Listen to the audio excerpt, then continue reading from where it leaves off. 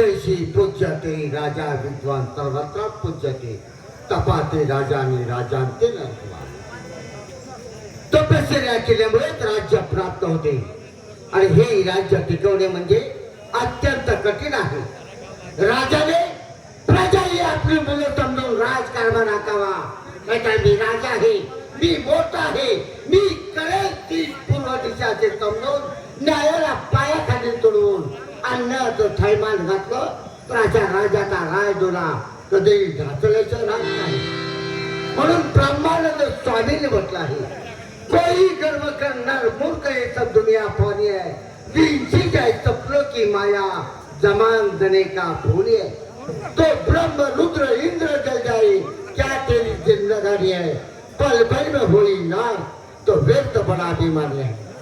देवाधिकांचा गर्व सुद्धा कडेपर्यंत जाऊ शकला नाही तर तुम्हा माणसांचा गर्व काय शेवटपर्यंत जाणार आहे. म्हणून साठी माणसानं काय केलं पाहिजे की जाई जुईचा मांडव आपल्या दारात नाही घातला तर चालेल.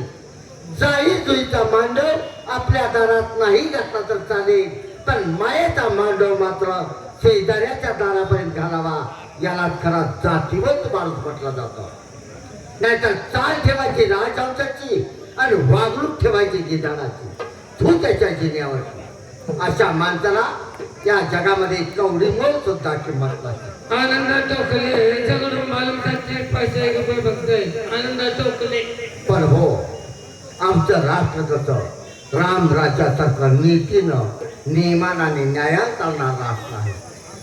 गोर गरिबाला अन्नदान केलं जातं, दान धर्म केला जातं, वस्त्रदान केलं जातं, भुकेलीची भूक ताणण्याची तहान घालली जाते. अशा पद्धतीत आमचं राष्ट्र. त्याशिवाय आमचे सर्व नोकर आहे ते इमानी आहे. आमचे उजवे हात म्हणजे तात्याचे. आमच्या राष्ट्राची सर्व सूत्र मी त्यांच्या ताब्यात दिलेले. जे काय हवं नको ते सगळं काय पाहत असतात. आणि दोन हवलदार म्हणजे एक उजवा हात आणि डावा हात फार इमानी आहे. ते आमच्याशी कधी गदारी करू शकत नाही. तेव्हा त्यांना बोलावून घ्यावं आणि आपल्या प्रजेची हर अवस्था काय आहे ती विचारावी, चौकशी करावी म्हणजे झालं. हवलदार,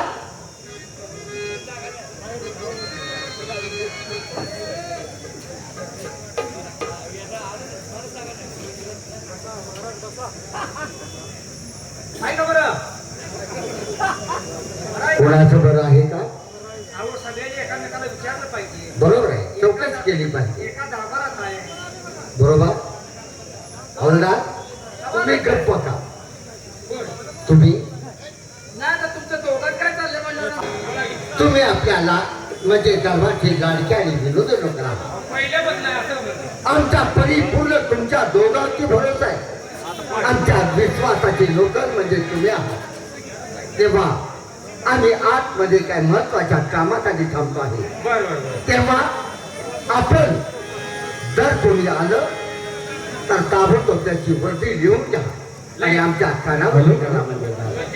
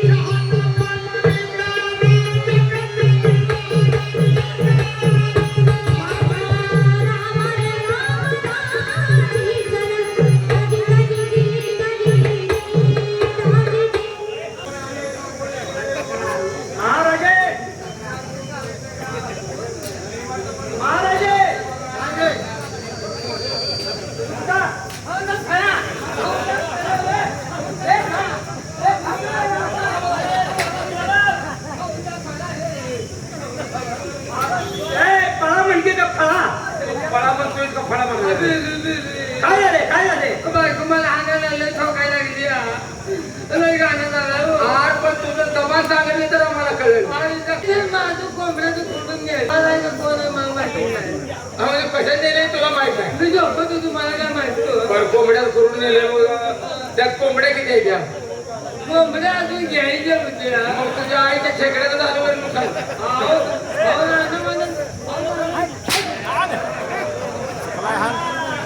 रानावानाचं फोक आणलं त्याला पाच चिटकून उभा राहिला तरी हाणणारच मी अजून कोंबड्या घ्यायच्या होत्या तर सांगत आला की बायको घरात तुझे जाऊ चल महाराजांचं तो तक्रार सांग चल महाराजांकडे जाऊ चल काय कसं मी सांगतो मला बायको महाराज बायको न बायको देते जाऊ त्यांची महाराज काय झालं जनतेची तक्रार आल्या जनतेमधून तक्रार आले आपण नगरीत चोरी व्हायला लागल्या काय गरीबाचं कोंबड्याचं सोडून गेले कुठं आहे तो घरी काय आलाय ना मग आपण काय तुमचं नुकसान केलं आहे चोराने साधं नुकसान केलं आहे काय केलं झोपत होतं आधी आज माझं कोंबड्याचं खोलून नेलं हा बायको घरात म्हणजे कोंबड्याचा थोडा घेऊन गेला आहे अहो रानावाचं फोक आणलेलं जाऊन आणलं बा. होतं उन्हात पण नुकसान किती झालं त्यात कोंबड्या किती होत्या कोंबड्या अजून घ्यायचे जवळ प्रकरण केलं होतं असं म्हणजे फाटक्या प्रपंचाला कुठंतरी तुटकं ठिगळ असावं जोरधंदा असावा म्हणून कोंबड्या घेणार होता आणि थोडा बांधला ग्रामसेवक मधला खोड बनवून घ्या कोंबड्या घेऊन देतो असं काय साहेब वाघाला वाटलं त्या फुरड्यात कोंबड्या असतील म्हणून सोडून गेले पण याची परिस्थिती गरीब बर त्याच्यामुळे वरड झाले हो असं काय त्याला सकाळी काय करूया त्याला 1000 रुपये द्या किती नुकसान करता 1000 घे 1000 रुपये तंबाखू घेऊन तुझ्या बाच्या गांजो ठोकल बघ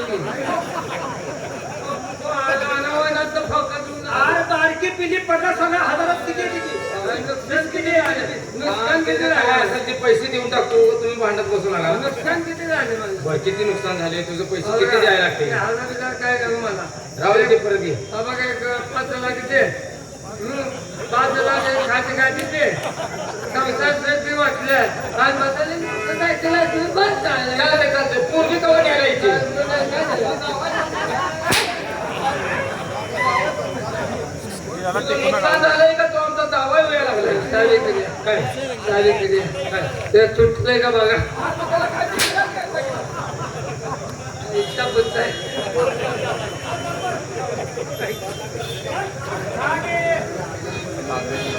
आणि जर कोण आलं वेळ तर मला लगेच सांग आईला चोरांनी लय वेगळं केले धुमाकूळ घातला चोर आहे त्याचा बंदोबस्त करणं आपलं काम आहे हो. पण ती तक्रार आहे ती महाराजांच्या कानावर बांधणं हे सुद्धा आपलं काम आहे आता हे जर गरीबाचं सोडून गेले नाही का तू आज गरीब नव्हे हो गरीब माजुरी आहे हो आणि कोण येतं बघूया